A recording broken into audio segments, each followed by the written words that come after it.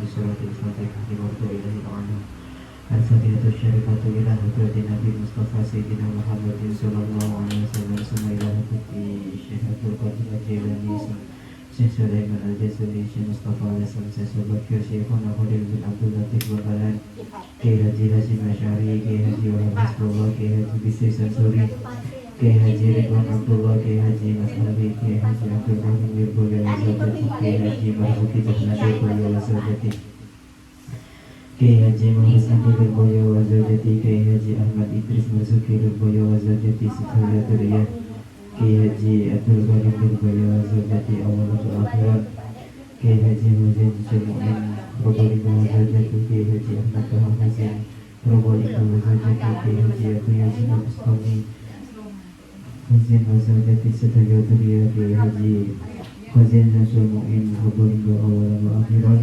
Ibu Hajah Siti Sahina Syahilahumul Fatihah. أعوذ بالله من الشيطان الرجيم بسم الله الرحمن الرحيم الحمد لله رب العالمين الرحمن الرحيم مالك يوم الدين إياك نعبد وإياك نستعين اهدنا الصراط المستقيم صراط الذين أنعمت عليهم غير المغضوب عليهم ولا الضالين Semuanya berarti almarhum Mbak Ismail, almarhum Mbak Salim, almarhum Mbak Suto Sadiman, almarhum Mbak Siti Halimah, almarhum Haji Muzaki, almarhum Haji Aisyah, almarhum Kiai almarhum Kiai Bishwa Karim, almarhum Kami, almarhum Majamara, almarhum Suhab, almarhum Mas'u'ida, almarhum Muhasin, almarhum Majudi, almarhum Abdul Rahman, almarhum Mas'u'aryani, almarhum Abdullah, almarhum Rajul Gufron, almarhum Muhtar Sahibu Wilayah Tambak Madu Kabupaten Kampung, sedaya ahli kubur jamaah muslimat anak penting Tambak Rejo, monggo sambil diketek nggih sinten sing badhe dilusna.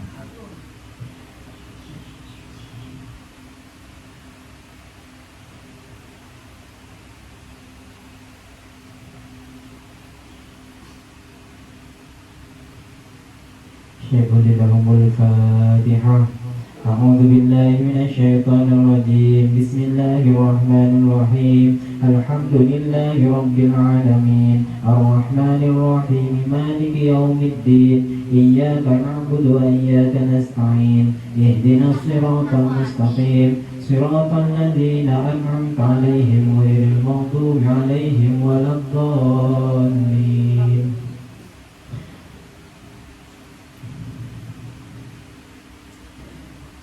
Bismillah. Yayasan Hidayatul Thalibin Surabaya, Mukhi Istiqomah Datus Sarana Perjuangan, Syaikhul lahumul Fatihah.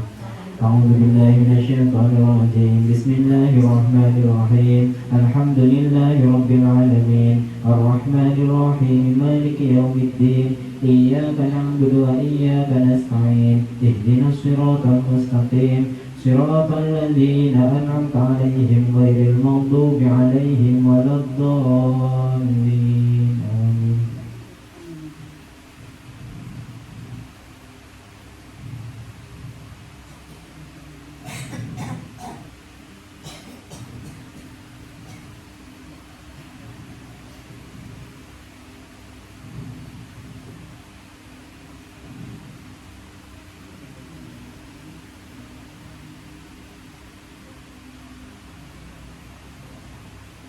Masih semangat nggih ngaji nggih?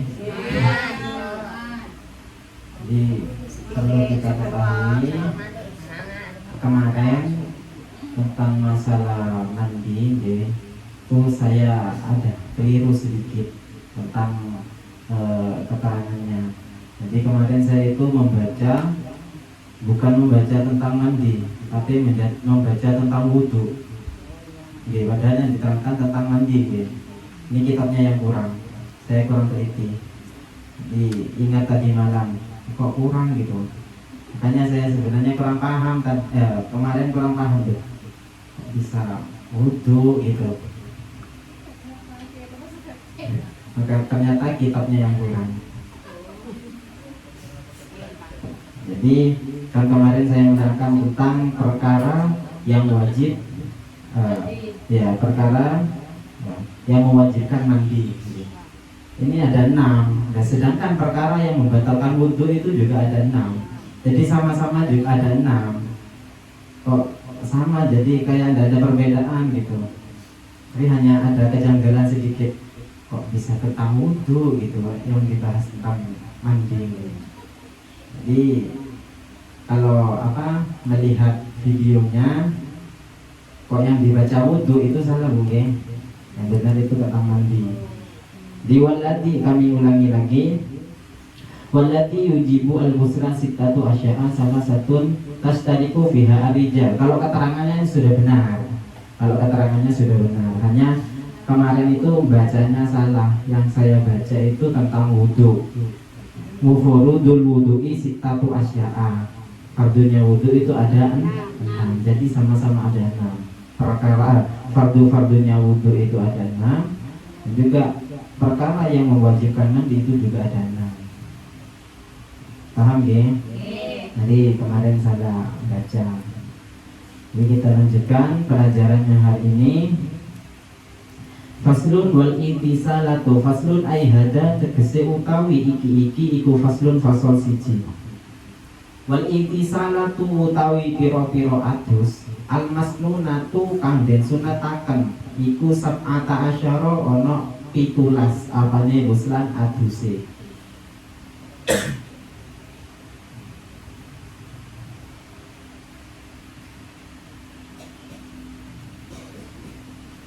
Rupane uslul Jum'ati adus dina Jum'at wal idaini lan dina riyaya loro wal istisqai lan adus amrih siraman wal khusufi lan adus krana gerhana rembulan wal kusufi lan adus krana gerhana srengenge wal uslu lan adus min uslil mayyiti saking arahe ngedusi mayit wal kafiri lan aduse wong kafir idza aslama ing dalem nalikane manjing Islam sapa kafir wal majnuni lan wong lan aduse wong edan wal muma'aleh lan aduse wong ayan idza afaqa ing dalem nalikane waras sapa majnun wal muma'aleh wal ghuslu lan adus indal ihrami ing dalem nalikane ihram walidukhuli makata lan adus krono manjing Mekah walil wukufi lan adus krono wukuf bi Arafata ing dalem tanah Arafah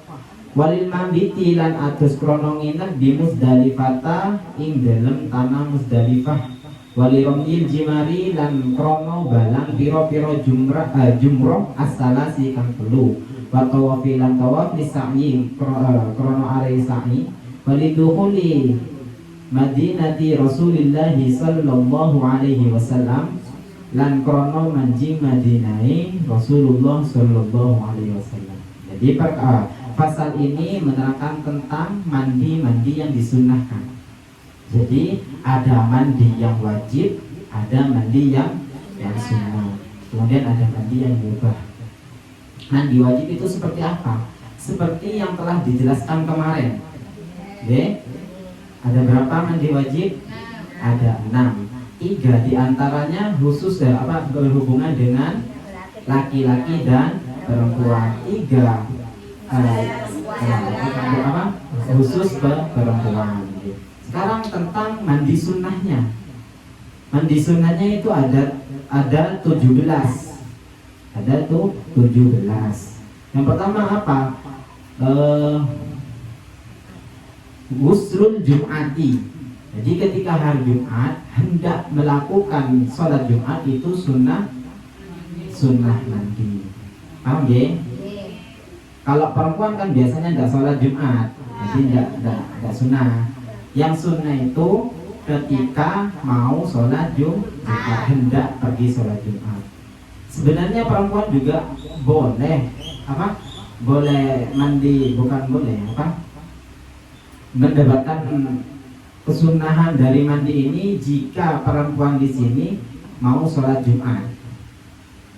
Laki-laki juga tidak akan mendapatkan kesunahan sholat mandi Jumat karena tidak melakukan sholat Jumat. Jadi baik laki-laki maupun perempuan itu juga sunnah sebenarnya kalau hendak melakukan sholat Jumat.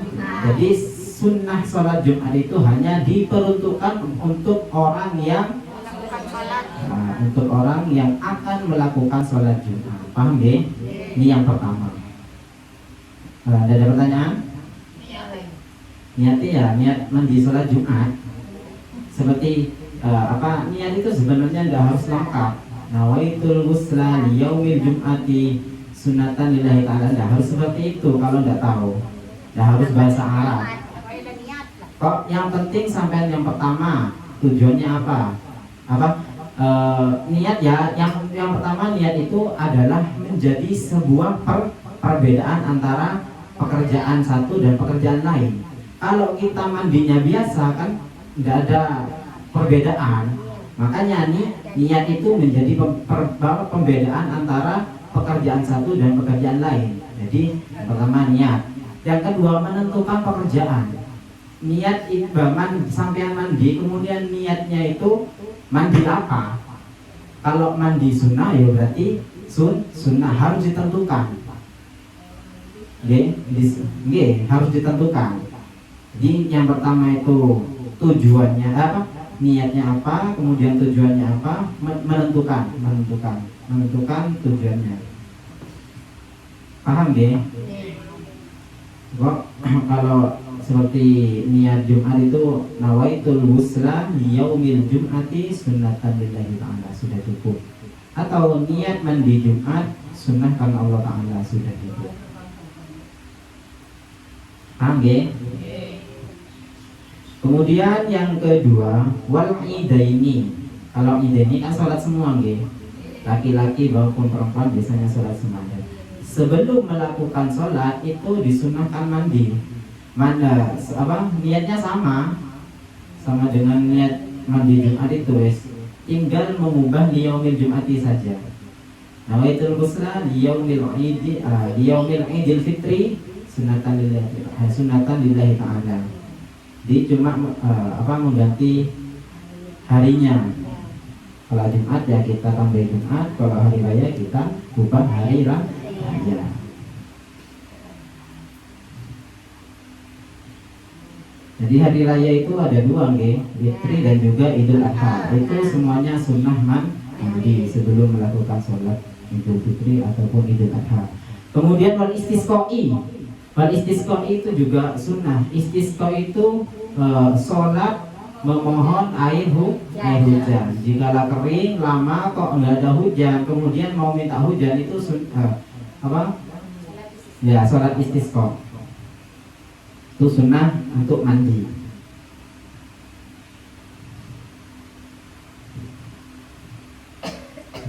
Takut salah.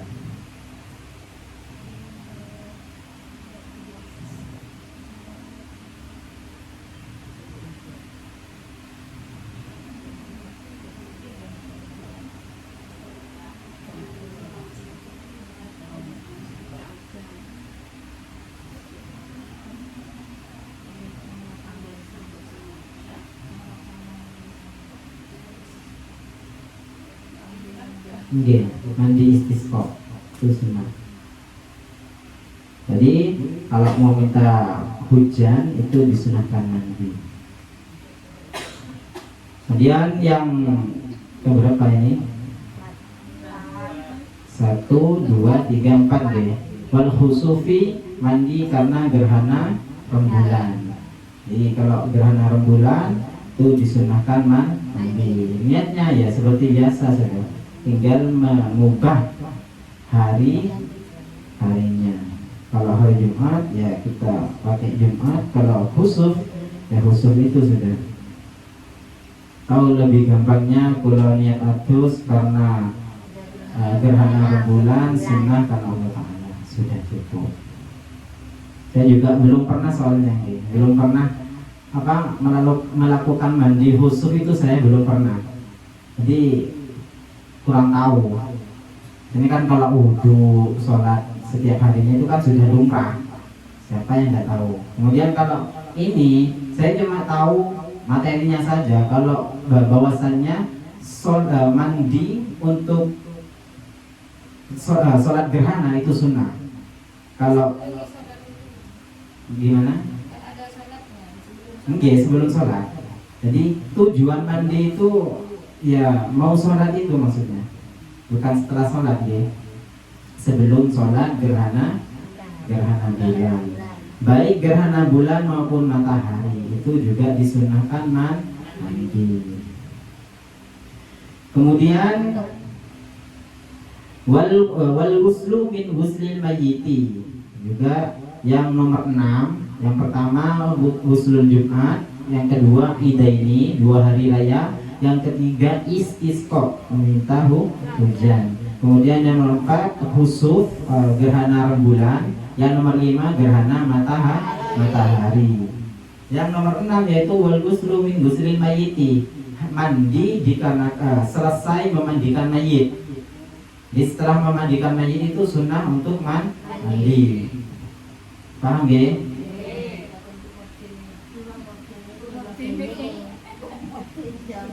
Gimana?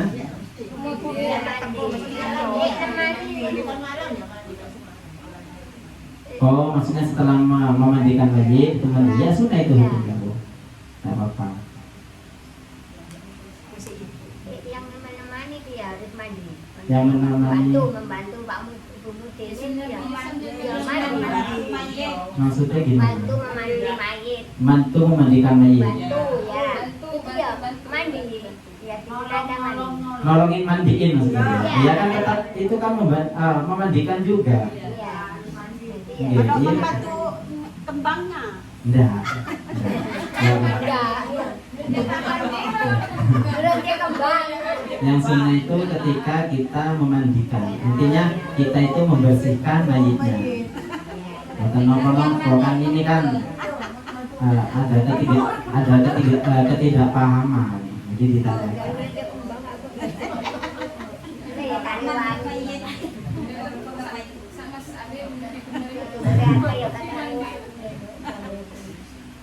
Jadi yang disunahkan itu ketika sudah selesai memandikan, baik itu membantu maupun langsung memandikan itu juga sama. Jadi itu kan juga sama-sama memandikan meskipun membantu gitu. Itu juga sunnah untuk mandi setelah memandikan mayit. Kemudian wal kafiri idza selama. Kemudian orang yang kafir ketika masuk Islam, apa bahasanya ketika masuk Islam itu apa? Mu'alaf ya.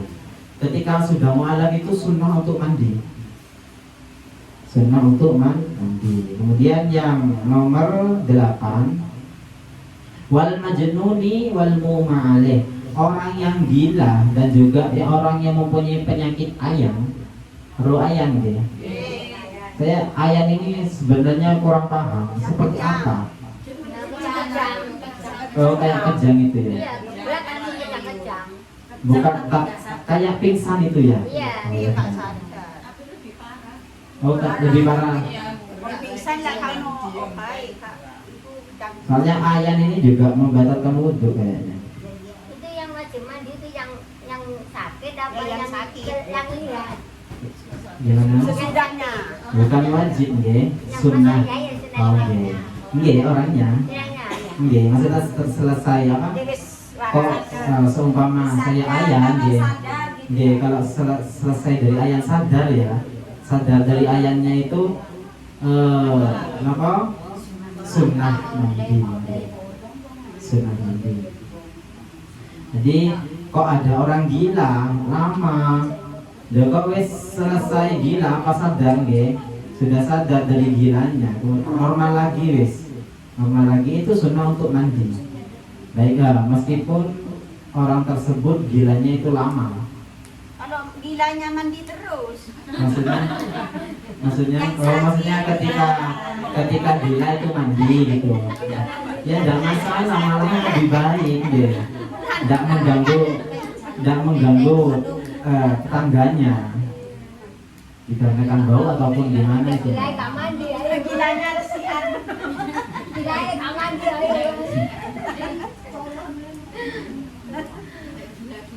Jadi kalau ada orang gila kemudian sembuh dari gilanya itu sunnah mandi. Ataupun orang ayan kan bukan gila ya. Hanya sekejap apa? Sedilo. Ya, sedilo biasanya, sebentar. Sebentar. Itu juga sunnah untuk ketika sudah sembuh. Ya. Ketika sudah sembuh. Bukan ketika ayan, Bu. Ketika ayan mereka sadar. Iya. Berarti apa ayan itu pingsan disertai dengan kejang-kejang itu. Ya, gitu. Gimana? Oh, iya. Pokok setelah sembuh dari ayannya itu juga harus bukan harus sunnah. Sunnah ya. Kemudian wal ghuslu indal ihrami. Yang sudah ihram siapa di sini yang sudah ihram? Oke, alhamdulillah. Semoga bisa mempunyai kesempatan ke sana lagi ya. Semoga kita bisa merasakan haji maupun umroh ya. Supaya tahu bagaimana ihram itu. Jadi sebelum ihram itu juga disunahkan mandi. Seperti apa ihram? Anu itu apa? Apa? Duh, enggak kayak ini tadi. Maksudnya orang yang ihram itu seperti apa gitu? Nih, orang ihram itu kayak apa katanya Ustaz? Ngelakoni nih. Ayo berbagi pengalaman. Siapa tahu besok saya haji. Amin. Bukan hanya saya, kita semua. Iya, juga semua. Gimana? Amin. Amin. Semoga ya.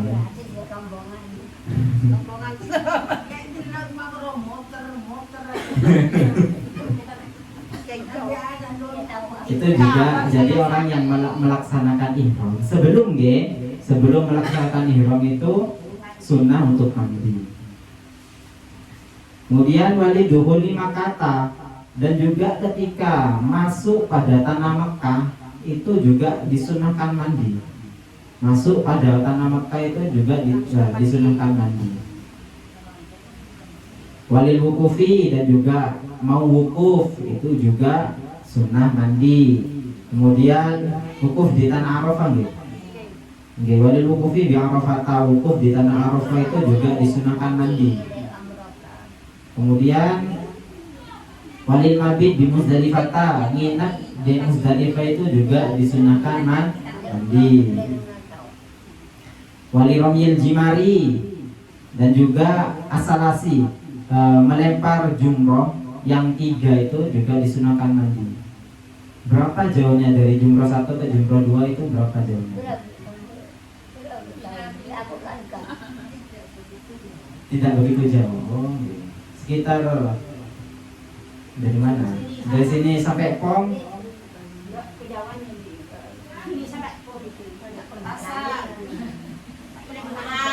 Boten, maksudnya bukan melemparnya. Dari kan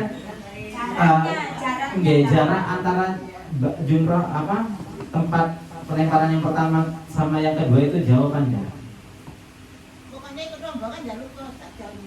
Oh nggih. Pokoknya ikut nggih.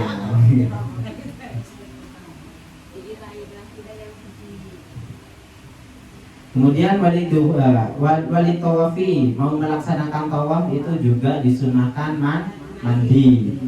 Kemudian wali sa'i, dan juga sa'i itu juga disunahkan untuk mandi. Wali dukhuli madinati Rasulullah sallallahu alaihi wasallam, dan juga disunahkan mandi ketika kita memasuki Madinahnya Kanjeng Nabi. Paham ya? Di ke-17 tersebut ketika kita melaksanakan perkara tersebut, maka sebelum melaksanakannya itu kita disunahkan mandi. Contoh sebelum sholat Jumat dan juga selainnya itu juga hukumnya disunahkan mandi. Paham ya? Mungkin ada pertanyaan?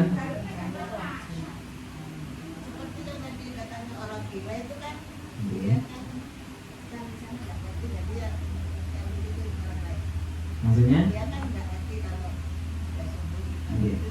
Terus? ya enggak apa-apa. Maksudnya kan orang yang gila, berarti pertanyaan gini ya, orang yang gila itu kan nggak ngerti bahwasanya kalau setelah sehat atau setelah sadar itu, setelah gila maksudnya terus sadar, kemudian kan disunahkan untuk mandi. Orang gila tersebut kan nggak tahu. Kalau sampean ngerti itu dikasih tahu juga nggak apa-apa, malah ganjaran ya, itu pahala buat kita karena menyebarkan kebaikan atau menyebarkan ilmu. Paham ya? Kalau masalah dia mandi indahnya ya terserah orang gilanya. Kalau kita itu kalau tahu tentang hukum ya, kita itu tugasnya cuma mengingatkan.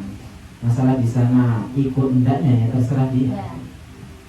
Jadi kita itu cuma ditugaskan untuk mengingatkan, saling mengingatkan pada sesama manusia. Masalah melakukan tidaknya ya terserah. Seperti tanggungan kita sudah selesai. Paham ya? Tidak? Ada yang mau ditanyakan lagi? Lanjut. Sini kayaknya bukan nggak penting ya. Kayaknya kurang pada sehari-hari kita itu di sini tidak dikerjakan. Hanya di sini mengusap muzah. Mengusap muzah itu mengusap semacam kaos kaki itu. Oh iya, tak penting. Jadi coba bacakan di sini saja. Oke, tidak ada di sini soalnya muzah. Muzah itu biasanya buat orang yang musafir itu loh. Orang yang berperjalanan jauh. Ini hanya sekedar sekedar menyampaikan saja, sekedar membacakan saja.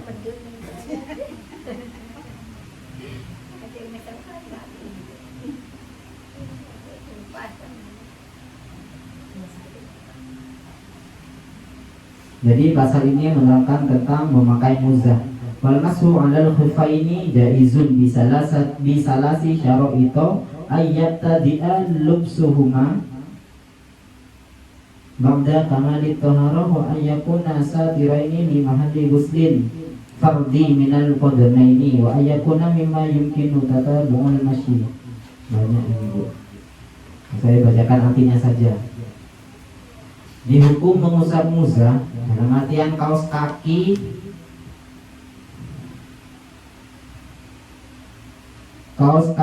dari kulit itu boleh dengan 3 syarat. Jadi ada kaos kaki dari kulit. Ada yang mengatakan muzah itu sepatu, ada yang mengatakan kaos kaki. Pokok ciri-cirinya itu sekiranya dibuat berjalan itu tidak rusak.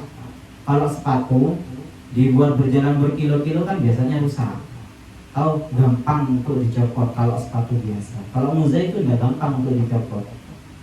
Jadi boleh dengan hanya mengusapnya saja. Maksudnya ketika wudhu kita kok pakai muzah, itu hanya boleh, tidak usah membuka kaos kakinya, tidak usah. Kita hanya mengusap saja cukup. Itu kalau muzah. Jadi kan kita tidak pakai muzah ya. Jadi tidak terlalu penting. Bukan tidak penting, tidak terlalu penting. Kalau keberadaannya saya kurang tahu, tapi lebih jelasnya itu kalau Indonesia kan rata-rata nggak mau pakai muzah. Muzah itu biasanya dipakai ketika perjalanan jauh, orang yang berjalan itu loh. Kalau orang yang berperang itu biasanya pakai muzah. Kalau ciri-cirinya muzah itu kayak talinya panjang, dililit, banyak pokoknya kayak sepatu lah, kaos kaki atau sepatu saya kurang paham. Memang kalau muzah di sini tidak terlalu dijelaskan kalau saya pelajari ya, tidak terlalu dijelaskan karena memang keseharian kita tidak memakai muzah. Mungkin ada yang mau ditanyakan tentang perkara yang sudah dijelaskan dari awal sampai sekarang. Mari kita membuka tanya jawab dari depan sampai wal itisalat supaya tidak jenuh gitu. Ya. Monggo yang mau tanya. Ya monggo yang mau tanya. Supaya tidak jenuh. Kok kayak sudah gitu. Apa? Payah gitu. Apa? Ngantuk gitu. Ya sudah ngantuk.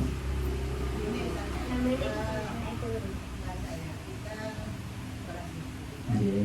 Sahur itu kan sudah Iya. ketika sholat subuh itu pun ada selilit ketika baca kan keluar di sahur itu gimana? Gimana? Keluar? Kita sholat subuh kita kan baca. Keluar. Terus gimana? Keluar rasanya si Barang bekas makanan. oh bekas makanannya itu keluar. Sholat. Kalau waktu sholat lebih baik didiamkan ya. Biasanya kan lidah kita kan tidak enak kok didiamkan itu pasti main-main. Iya. Nggih, pokok jangan di luar, jangan dilepehkan. Jangan dulu. Nggih. Jangan dilepehkan. Ya, didiamkan saja sudah. Iya, itu tuh. Anggap itu ujian bagi kita supaya kita itu husuk. Ya kan biasanya kita kan nggak husuk, nggak enak, kok kayak mau dibuang aja. Itu nggak usah dibiarkan saja itu. Oke, sampai selesai sholat, setelah itu dibuang, jangan dimakan. Oke, dibuang, jangan dimakan. Oke. Tertelan. Kalau tertelannya itu tidak disengaja, itu tidak apa-apa. Dengan catatan memang benar-benar tidak disengaja. Beda kalau disengaja. Makanan meskipun sedikit itu juga membatalkan puasa. Oke. Meskipun sedikit, tidak sampai sekecil semut itu juga, itu sudah membatalkan puasa. Supaya sebutir lah. Oke, sebutir lah. Sebutir itu tapi terlalu besar. Oke, terlalu besar. Kasih siji. Ya kadang minum. Ya pokok ada sisa-sisa makanan. Kalau ketika puasa ya jangan dimakan. Itu juga dianggap memakan makanan.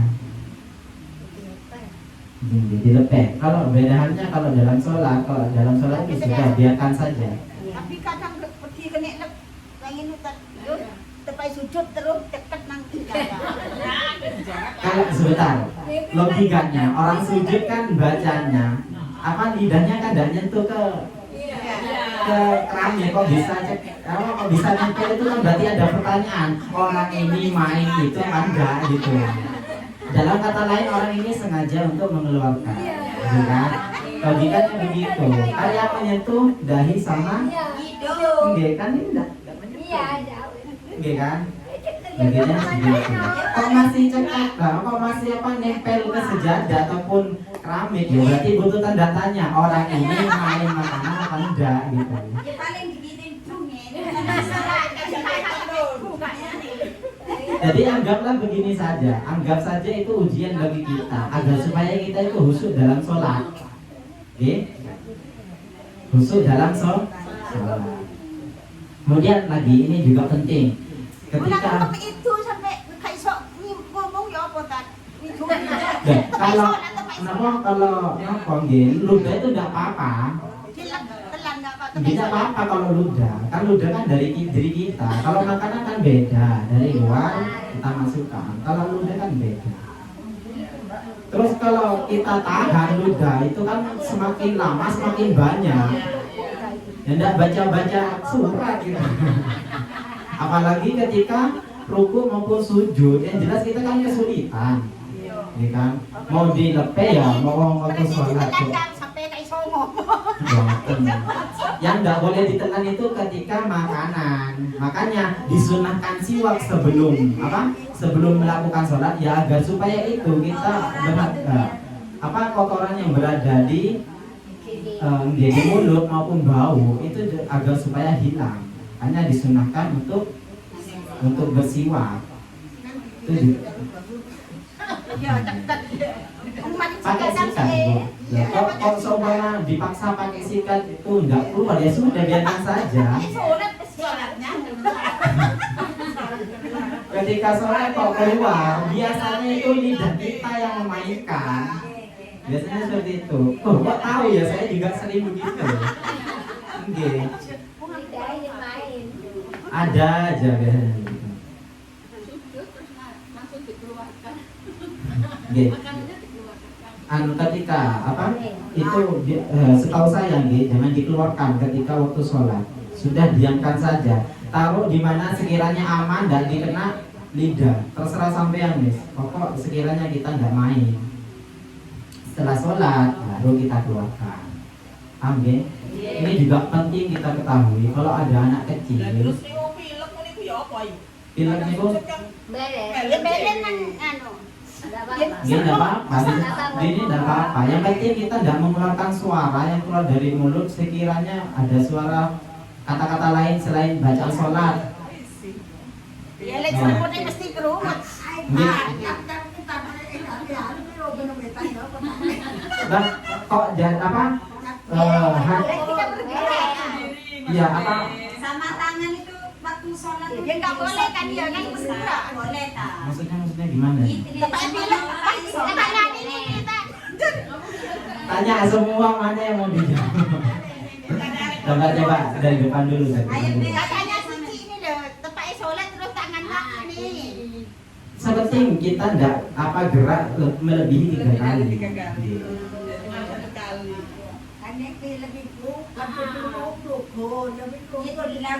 Ya tidak apa-apa dihilang sekiranya pengelatannya itu tidak melebihi 3 kali.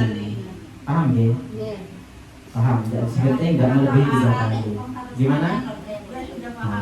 Kok tidak apa-apa, kiranya itu kan mengganggu dalam sholat kita. Kiranya itu mengganggu sholat kita, sekiranya tidak khusyuk, itu tidak apa-apa, sudah dihilangkan. Yang penting tidak melebihi 3 kali. Kiranya itu yang penting tidak melebihi 3 kali.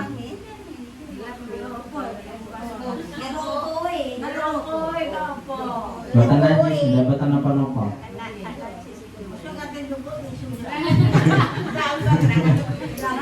Juga ya berarti Nggih, maksudnya kan di sini pertanyaannya kan gimana kalau sholat itu kok pas pilek biasanya kan tidak sengaja keluar sendiri. Kok dibersihkan itu tidak apa-apa. Dengan catatan, maksudnya dengan catatan itu kita tidak melebihi 3 kali gerakan. Tapi setelah itu rukunnya masih suci dipakai. Makanya itu tidak najis. Bukan apa-apa digaruk, yang penting bukan gini. Ya. Begini ini sebenarnya tidak apa-apa, meskipun 10 kali begini ini tidak apa-apa. Ini kan meskipun begini, yang penting ini tidak berat. Kalau masalah ini tidak apa-apa. Beda kalau begitu. Ini semua badan kan bergerak. Kalau cuma ini itu tidak apa-apa begini. Paham ya? Tidak apa-apa. Kemudian ini ya yang saya mau sampaikan, ketika ada anak kecil, ini juga penting. Kok main di masjid, kalau bisa jangan dimarahi. Kalau bisa jangan dimarahi. Boleh kita menegur, tapi jangan sampai kita mengusir, karena itu juga penerus kita. Orang kan kadang ngambek. Biasanya begitu ya. Kan semua orang itu nggak suka, nggak semua orang itu suka anak kecil. Nggak semua orang itu suka anak kecil. Itu nggak apa-apa, kita tegur itu nggak apa-apa. Tapi jangan sampai kita membuat anak kecil itu merasa tidak enak di dalam masjid. Ya sudah, kita gini aja. Kita anggaplah itu ujian buat kita khusyuk. Supaya kita tidak mengurusi anak kecil gitu. Penting jangan mengusir gitu. Pokok jangan sepenting mentalnya tidak rusak gara-gara kita gitu. Jadi juga penting bagi kita. Pokok kalau ada anak kecil, bahkan kita kan tujuannya mengajak anak kecil ke masjid kan itu tujuannya untuk mendidik agar supaya anak kecil itu betah atau enak main di masjid. Meskipun hanya bergurau. Nah setelah itu urusan orang tuanya untuk memberitahu, memberi pelajaran kepada anak-anaknya. Kita itu hanya sebatas mengingatkan saja gitu, jangan sampai mengusir, karena repot Bu, pas anak muda ndak pernah di masjid itu kan ndak enak gitu. Siapa yang disalahkan? anaknya itu gak tahu ke masjid. Anak itu kok gak tahu ke masjid ya. Padahal dari kecilnya itu selalu ke masjid, gara-gara dimarahin terus sampai besar gak pernah ke masjid. Gara-gara itu. Kalau sudah besar anaknya yang disalahin. Tidak enak. Bapak itu juga penting.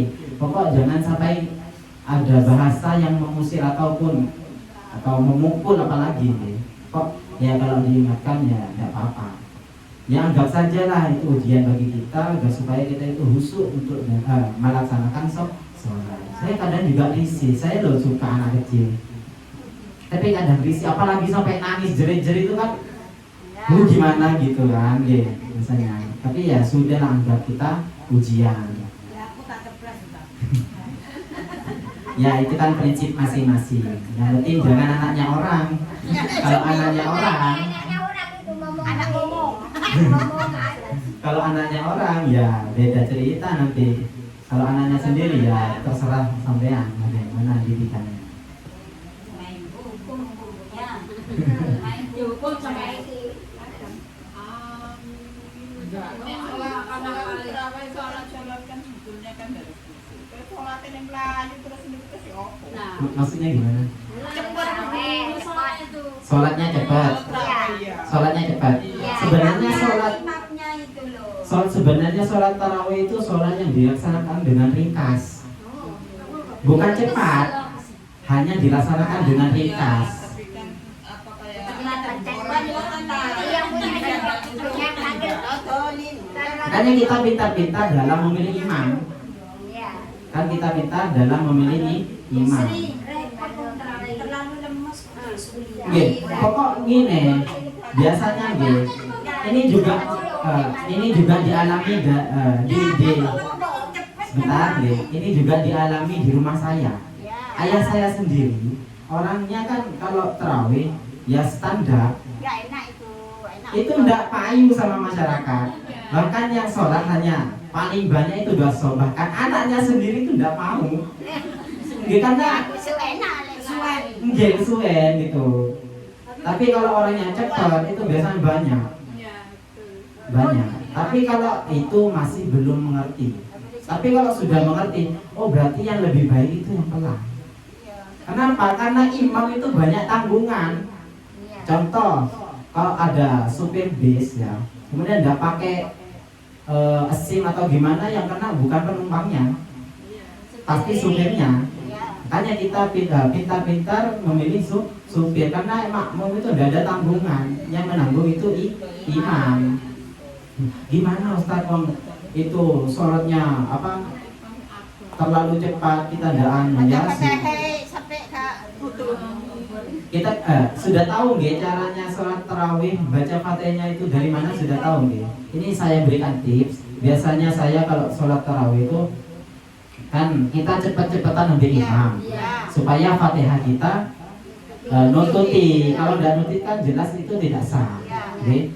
Karena syarat dari kesan sholat itu juga fatihah. Ketika assalamualaikum kan nanti berdiri lagi. Ini yang takbir pertama gitu. Salatul jami'ah kan berdiri. Yang mau berdiri itu usolli kita. Usolli sunat tarawih ma'muman lillahi ta'ala. Oke.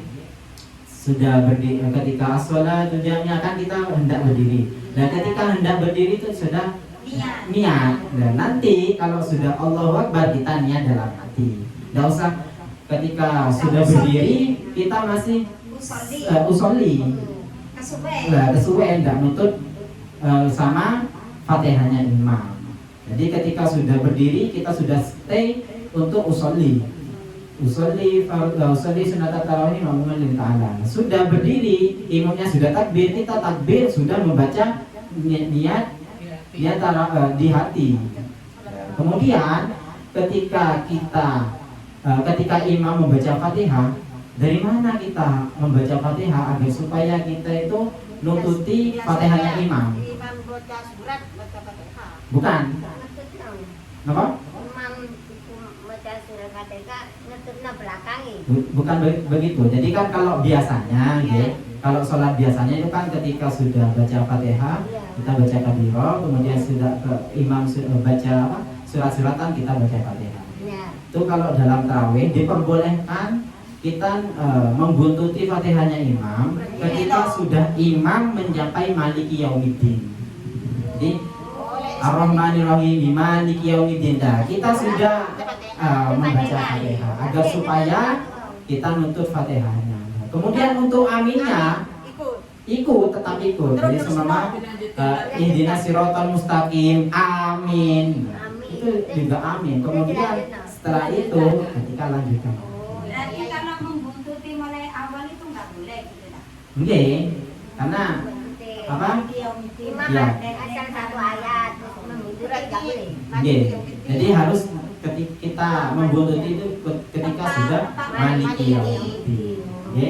Ketika sudah imam membaca Maliki Yaumiddin. Enggak apa-apa kalau enggak tahu kan, makanya ngaji kan biar tahu. Ya. Terus suratnya Ustaz, saya nggak pernah nuntut itu nggak apa-apa. Nah, dia enggak usah sebenarnya. Tapi biasanya dia kalau ini sudah diterapkan, kita nyampe kok. Nyampe.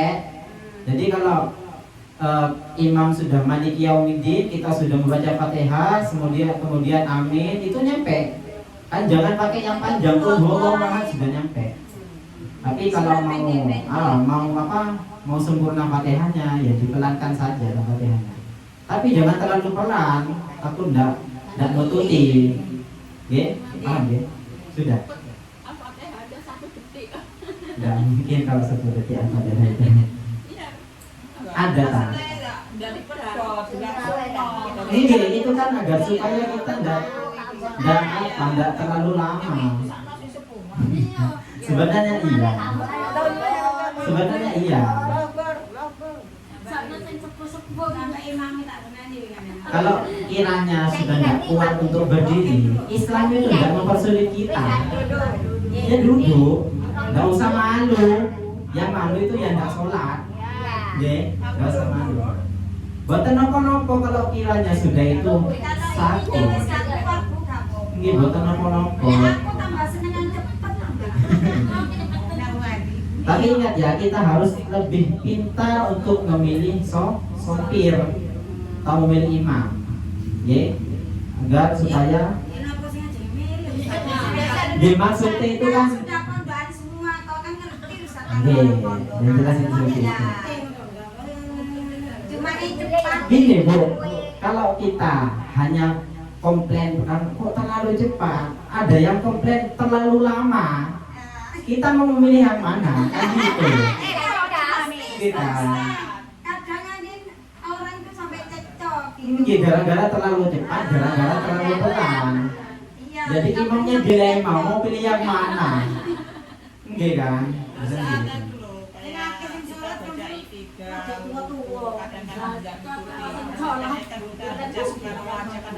Buatan gini, saya untuk sholat tarawih itu kan hanya bacaan ringkas, gitu. Jadi ketika Fatihah kita baca, yang penting Fatihahnya, ketika Fatihahnya sempurna. Kemudian ketika ruku itu cukup subhan rabbiyal azim, sudah cukup. Satu kali. Iya, 1 kali. Imam itu bacanya 1 kali loh Bu. Nggak 3 kali imam itu bacanya 1 kali. Ya ada juga yang baca 3 kali, ada dengan cepat. Intidal itu sampai sami Allahu liman hamidah Rabbana lakal hamdu sudah cukup.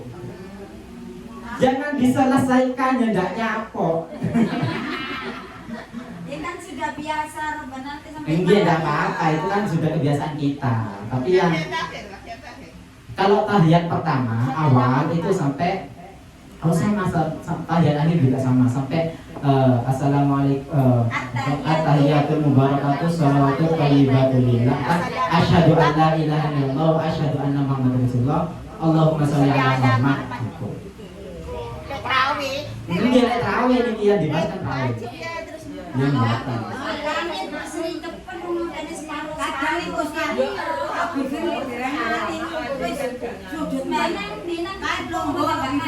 Begini Ibu, begini, sampai tidak usah memikirkan kita nuntut hendaknya. Kalau masalah selain Fatihah itu sudah cukup imam saja.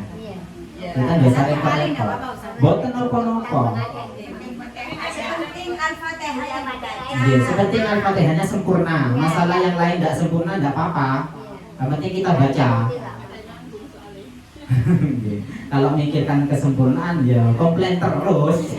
Kita seru, jadi pemulai. Nggih. Ya memang sebetulnya ya tahu semua yang namanya lima. Nggih. Jadi kalau nanti kiranya apa kok terlalu cepat ya sudah kita ringkas saja bacaannya. Jangan kita ambil yang sempurna. Karena memang Aku lungguh. kiranya tidak kuat tidak apa-apa. Islam Islam itu tidak memperepot kita kok. Apa tadi so? Ya. Yang penting tahu caranya. Yang penting tahu caranya. Sudah tidak ada yang ditanyakan lagi? Cukup nggih? Nggih. Semoga apa yang telah kita pelajari hari ini menjadi ilmu yang bermanfaat dunia akhirat dan juga barokah. Wallahu a'lam bishawab. Al-Fatihah.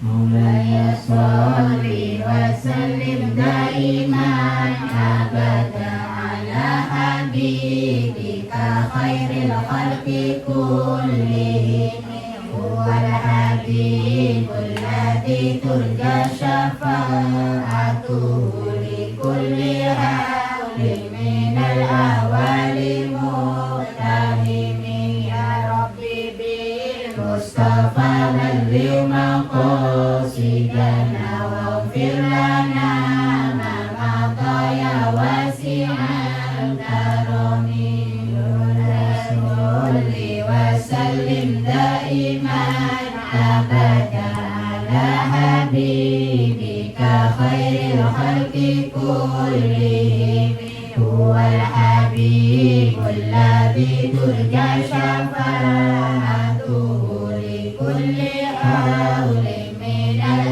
ahwali muhtahimi ya rabbi bil mustafa balligh maqasidana waghfir lana ma ya wasi'al karami maulaya sholli wa sallim daiman abada ala habibika khairil khalqi kullihim huwal habibul ladzi turja syafa'atuhu li kulli hawlin minal ahwali